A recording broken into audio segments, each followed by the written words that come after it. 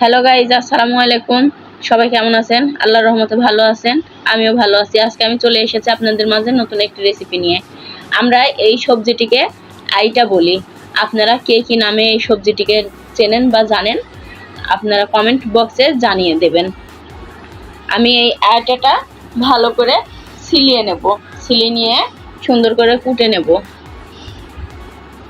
আমার এই আইটা আজকে ভর্তা হবে। আইটা ভর্তার রেসিপিটি আমি এখন শুরু করব।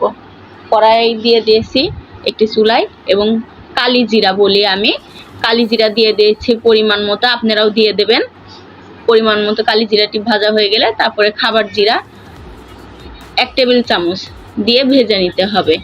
ভাজা হয়ে গেলে আপনারা জিরাটি নামিয়ে কয়েকটা শুকনো মরিচ নিয়ে নেবেন।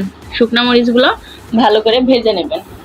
আমি এই ভর্তাটা যেহেতু পাটায় বেটে করব, পাটায় বেটে ভর্তার স্বাদই আলাদা, এর মজাটাই অন্যরকম। একটু তেল দিয়ে দিলাম, তেলগুলো দিয়ে আমি মরিচটা ভালো করে ভেজে নেব।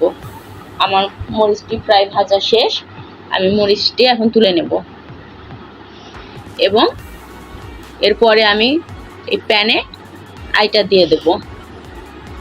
আইটাগুলো দিয়ে দেব এবং এর সাথে দিয়ে দেব কিছু পেঁয়াজ, পরিমাণ মতো 1 কাপ পেঁয়াজ আমি এখানে দিয়ে দিলাম এবং এর সাথে দিয়ে দেব 2-3টা রসুন ছিলিয়ে রেখেছিলাম, রসুন, সাথে হলুদ, সাথে লবণ দিয়ে দিলাম।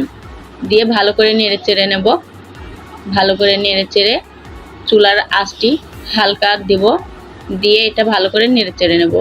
ভালো করে নাড়াচাড়া করব এবং জিনিসটি এক জায়গায় করে নেব। নিয়ে আমি এতে হালকা পরিমাণ পানি দিয়ে দেব। পানি দিয়ে ঢাকনা চাপা দেব। আবার ঢাকনাটি তুলে আবার নাড়াচাড়া করে নেবেন এবং পানিটি প্রায় শুকিয়ে এসেছে। আমার ভর্তার রেসিপিটিতে আমার পানি শুকিয়ে গেছে। এখন এটি ভালো করে নাড়াচাড়া করে শুধু হওয়ার অপেক্ষা। আবার ঢাকনা চাপা দিলাম এবং ঢাকনা আবার তুলে নিলাম। তুলে নিয়ে আবার নাড়াচাড়া করব। আমার রেসিপিটি প্রায় শেষ এবং ভালো করে নাড়াচাড়া করে নেবেন। হ্যাঁ গাইজ, আমার ইউটিউব চ্যানেল থেকে দেখলে একটি সাবস্ক্রাইব করে দেবেন এবং পেজ থেকে যারা দেখতেছেন তারা লাইক, কমেন্ট, শেয়ার করে আমার পাশে থাকবেন এবং একটি ফলো দিয়ে যাবেন। আমি এর পাশে কিছু চান্দা মাছ এবং পুঁটি মাছের শুটকি নিয়েছি। আগেই ধুয়ে পরিষ্কার করে রেখেছিলাম, গরম পানি দিয়ে ধুয়ে নিয়েছিলাম। যেহেতু এটা আমার বাড়িতে করা শুটকি, আমি সেটি একটু ভেজে নেব, হালকা করে ভেজে নেব।